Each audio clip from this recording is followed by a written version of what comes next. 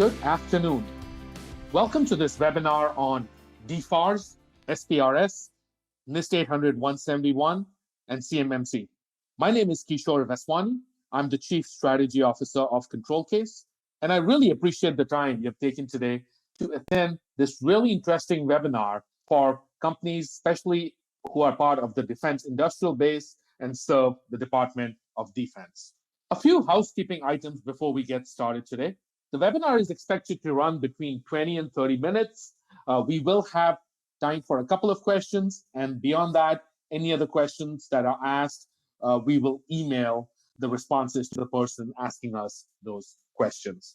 As we go through the webinar, you can type your questions in the questions window, and if you have any issues hearing me or seeing the slides, you can type in the chat window, and our moderators will be looking for any audio or visual difficulties.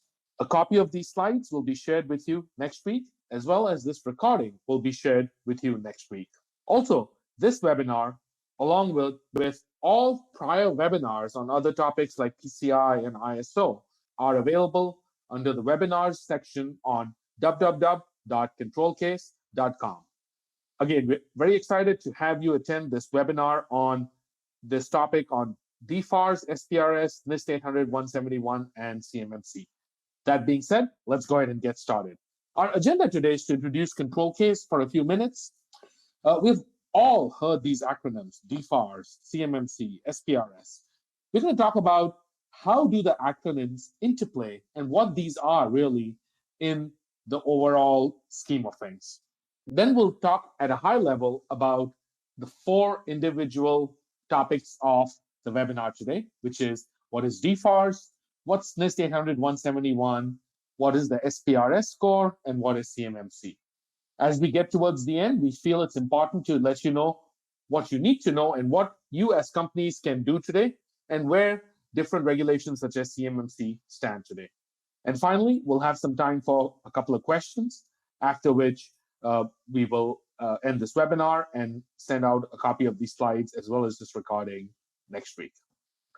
So a little bit about ControlCase. We focus on IT compliance and related continuous compliance services. That is all we do. We are a global company headquartered out of Fairfax, Virginia, but we do a lot of work, obviously, within the United States, but also globally. We have done more than 10,000 security certifications, and really a big focus for us is to make sure you trust ControlCase as your trusted compliance partner. And how we do it is really by not being a checklist auditor, but really having a partnership approach to certification and related continuous compliance services. Also, the ControlCase Compliance Hub, which enables streamlining the entire end-to-end certification and continuous compliance process, and it also streamlines the process of evidence collection. So between the partnership approach and the technology, which is the ControlCase Compliance Hub, we really streamline the process of IT certifications as well as continuous compliance services. Here are some of the certification services.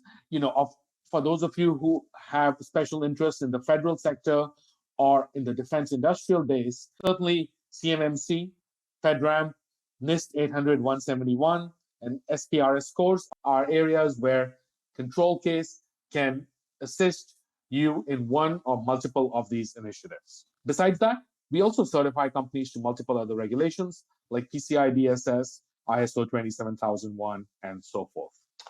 All right, so we talked a little bit about ControlCase. I'm going to spend a few minutes on how these different acronyms really work with each other and what they really mean. So DFARS are really the overall regulations that have been set by the Department of Defense. So think of DFARS as the Department of Defense regulations. Now, they rely on a set of controls, and the set of controls are based on the NIST 800-171 standard. So DFARS are the regulations, but they rely on the NIST 800-171 control framework. The SPRS score is the method to score against the NIST 800-171 framework. So DFARS are the regulations. NIST 800-171 is the control framework, and SPRS is essentially scoring on a scale on where a company ranks using NIST 800-171 control as the framework. CMMC is a framework that is currently in version 2.0, and as it gets published and finalized, it's going to get all these different aspects, DFARS, NIST, SPRS, all of these together, and obviously we'll speak about CMMC today as well. So first, let's talk about DFARS. So the DFARS, or the Defense Federal Acquisition Regulation Supplement, it was established in December 2015, and in order to be awarded new DoD contracts, a contractor or supplier must be in compliance with these Department of Defense regulations, which are outlined in DFARS, or the Defense Federal Acquisition Regulation Supplement.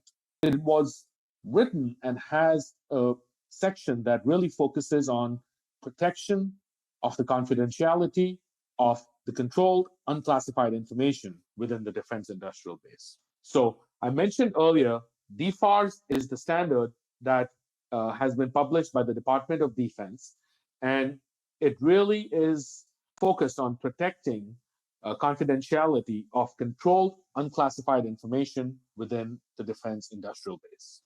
And DoD contractors must be in compliance with the set of cybersecurity regulations as per these DFARS directives. So we talked about DFARS. Next, we're going to talk about NIST 800-171. So NIST 800-171, it really is published by the National Institute of Standards and Technology, and that's what NIST stands for. So the NIST 800-171 assessment is a set of controls that outline exactly what controls must be in place to ensure that a good information security program is in place. The DFARS regulation rely on the NIST 800-171, and the NIST 800-171 will focus on ensuring that the entire coverage of controls across the ecosystem is appropriate. The NIST 800-171 control domains are domains that you will be very familiar with as part of other information security programs. So things like access control, personal security, security awareness and training, risk assessment, media protection, configuration management, physical protection. These are the control families that are part of the NIST 800-171. And further to these specific control families are various security requirements that have been taken from FIPS 200 and NIST 853, among others. So once again, the NIST 800-171 control domains really focus on ensuring that the controls that are being looked at as part of DFARS are holistic and are in line with leading security standards out there. Next, let's talk about the SPRS score. The SPRS score, or the Supplier Performance Risk System, is a self-certification score which is based on the NIST 800-171 control framework. So today, SPRS scores need to be supplied to the Department of Defense using the SPRS system, or the Supplier Performance Risk System. And SPRS is a self-certification score, which is basically a result of the NIST 800-171 assessment, and it provides contracting officials a score of the overall risk of the supplier. You have to maintain your scores current in the SPRS system, as per the DFARS regulation, always using the NIST 800-171 control framework. So we talked about DFARS, which is the base standard that the Department of Defense has put together. Then you have the NIST 800-171, which is the control family that DFARS relies on. Then we talked about the SPRS score, which is a self-scoring system on the NIST 853, and it is required for all Department of Defense contractors to publish that score within the SPRS system. Next, let's talk about CMMC. So the CMMC, or the Cybersecurity Maturity Model Certification, it is a unifying standard for implementation of cybersecurity across the defense industrial base. It's currently on version 2.0. The prior version was CMMC 1.0. The aim of CMMC is to get various aspects that we talked about today all together so that the defense industrial base implements appropriate cybersecurity practices so that the federal contract information and the controlled unclassified information is appropriately protected. So again, CMMC, or Cybersecurity Maturity Model Certification, is a unifying standard that really gets all the different aspects together: the DFARS, the NIST 800-171, which the DFARS relies on, and the SPRS score. Whom does CMMC apply to? It applies to the defense industrial base, and it could be folks who store, process, or transmit controlled unclassified information or federal contract information. So when you talk about CMMC, there are various levels that CMMC would refer to. In version 1.0, there were 5 levels. In version 2.0, there are 3 levels. It's level 1, level 2, and level 3. We at ControlCase have further broken level 2 into 2A and 2B just to outline how different companies may be able to handle different classifications within level 2. But really, the CMMC standard focuses on 3 levels: level 1, level 2, and level 3.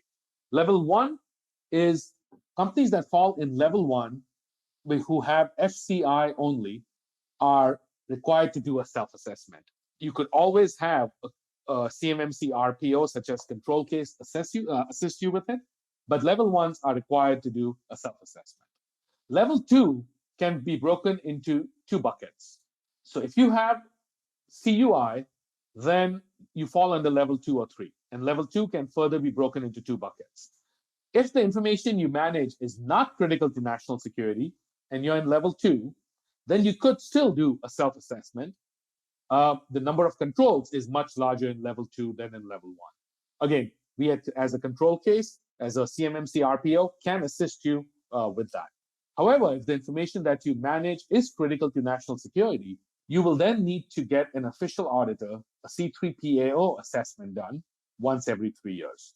So if you're in level 2, depending on whether your information is critical to national security or not critical, you could either do a self-assessment or a C3PAO assessment. Finally, if you're a level 3, which is really focused on some of the most critical defense programs, the government will conduct an audit once every 3 years. So there's level 1, 2, 3. 1 is always self-assessment. 2 could be a self-assessment or a C3PAO assessment. And level 3 is the government always conducting an audit.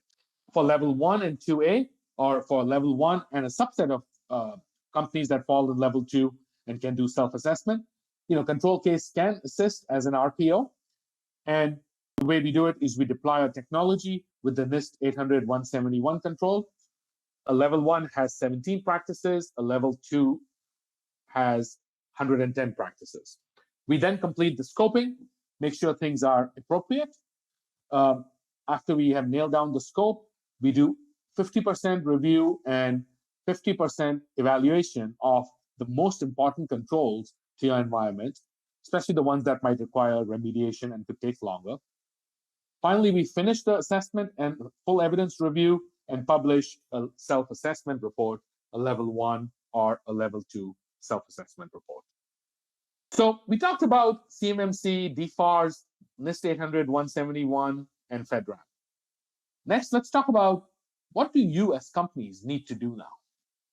So I've mentioned in the SPRS score section that if you are a part of the defense industrial base and doing work for the Department of Defense, you need to go to the Supplier Performance Risk System, which the URL is outlined here, and obviously we'll be distributing the slides, and complete a self-assessment against the NIST 1-800-71 control framework and self-score yourself. The scores can range from negative to positive, and these are scores that must be transmitted using the SPRS system or the supplier performance risk system. And the score is really using NIST 800-171 as the control framework. Next, from a CMMC perspective, CMMC is on version 2.0. Until the DoD finishes its rulemaking process, the DoD is not going to approve inclusion of CMMC requirement under any DoD contract. So CMMC 2.0 has been published, but it's still in the rulemaking process. And so it is not a current requirement for inclusion under any DoD solicitation contracts. However, the DoD has provided resources at the link provided below to start helping companies to start getting compliant to the CMMC standard. And so companies can take this time to properly implement the NIST 800-171 controls, as well as other accompanying documents, such as the system security plan and so forth. So again, the companies can take this time to actually implement the NIST 800-171 controls, because that is going to be the framework that's going to be used as part of the CMMC. However, the CMMC is going through the rulemaking process and gathering feedback process. And until then, the DoD will not be requiring CMMC under any DoD solicitation currently. However, the SPRS score, which is also based on the NIST 800-171 framework, must be submitted today. So we wanted to list down what you must do today, which is the SPRS score, and then how to get ready for CMMC, which is in version 2.0 and going through the final rulemaking process. As we get towards the end of the webinar, once again, certainly feel free to put questions in the questions window, and we'll make sure we answer a couple of them, and the remainder will get back to you by email. As we get closer to the end of the webinar, just a closing thought on ControlCase. So we are a CMMC RPO and can assist companies with self-assessment. We are a FedRAMP auditor, and we know how to do a controls assessment against the NIST 800-171 standard, and can certainly assist you in doing a risk assessment against the NIST 800-171 standard and coming up with a score that needs to be supplied to the SPRS database, also called the SPRS score. Besides the federal regulations we talked about, we do other regulations like PCI DSS, ISO 27001. We are formal auditors for those regulations as well. Our ControlCase Compliance Hub streamlines the evidence collection process through automation. It streamlines looking at settings such as data settings as well as log settings. We are able to do deep dives into your technology, such as vulnerability assessment and penetration testing as part or separately from any compliance regime you're trying to get compliant or certified to. And then finally, the ControlCase Compliance Hub provides end-to-end visibility to customers on where they stand in the assessment process. Our continuous compliance services focus on many things that require us and the customer to make sure we're on top of the different activities on a quarterly basis. And that could include scans, penetration tests, awareness training, logging and monitoring alerting, awareness training, and many other such areas and things and controls that need to be visited on a quarterly basis. In summary, we really focus on a partnership approach. We ensure that we use technology to streamline the process, and we try to make compliance and certification a continuous process instead of a point-in-time process. That being said, thank you for attending this webinar. Hopefully you learned about the different areas. Just in summary, DFARS are the defense regulations, NIST 800-171 are the control standards, SPRS is the score and scoring against the NIST 800-171 standard, and CMMC version 2.0 is undergoing the current rulemaking process, and it'll really tie the DFARS, NIST, and SPRS together. But it's never too late to get started, because things like the system security plan and so forth can take a lot of time. Thank you for attending this webinar. I will answer a couple of questions as promised, and then for the remainder questions, we will email you the responses as we have captured them in today's session. The first question asks about the interrelation between NIST 800, 171, and SPRS. So, in order to make sure it's crystal clear, NIST 800, 171 are controls. And those controls are across these domains. For example, there might be access controls, password security requirements, requirements around audit logging, requirements around media protection, requirements around hardening the systems. So these are NIST 800, 171 control domains. And these are actual controls that like you would see in any other security program. The SPRS score is an assessment against the NIST 800, 171. So it is a self-assessment. So you as a company will download the NIST 800, 171. And then you'll go through the different controls. And then you'll score yourself. And then you'll come up with a score for your company. It's certainly something where ControlCase can assist you, but you can also do it yourself. If ControlCase assists you, you have a report from us that shows how we as independent assessors have come and recommended your SPRS score. That's really a self-assessment that you can then submit to the supplier performance risk system. So the SPRS is a score that needs to be submitted, but it's based on the 800, 171. Thank you for that question. The next question is on CMMC. And the question is talking about what are the timelines around CMMC and how should companies get ready? So this is another good question. And when we're talking about CMMC, there's a couple of things to remember. One is that CMMC has 3 levels, right? So first you have to identify, and you should already be trying to identify which level you are. Level 1, level 2, or level 3. If you have FCI only, you're level 1. If you have CUI in addition to FCI, you're level 2 or 3. So firstly, what you can do now, and you should do now, is go through a scoping exercise and identify which level you are.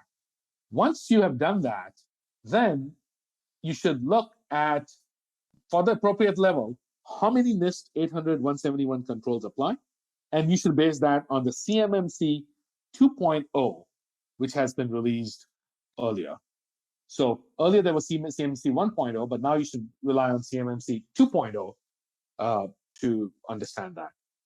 However, today the DoD is not including CMMC under any solicitation because they're going through the rulemaking process. And so you can go to this website, www.projectspectrum.io, to get a head start on CMMC and to start implementing the controls and putting the system security plan. However, when it comes to CMMC, the final rulemaking has not happened, as against SPRS, which I talked about earlier, which has to be submitted now. That was all the time we had today. I really appreciate the time you have taken to attend this webinar. Go to our website at www.controlcase.com for other webinars from the past. We will send you a copy of the slides as well as a recording next week. Thank you once again. Have a great day, and I look forward to seeing you on the next webinar. Thank you.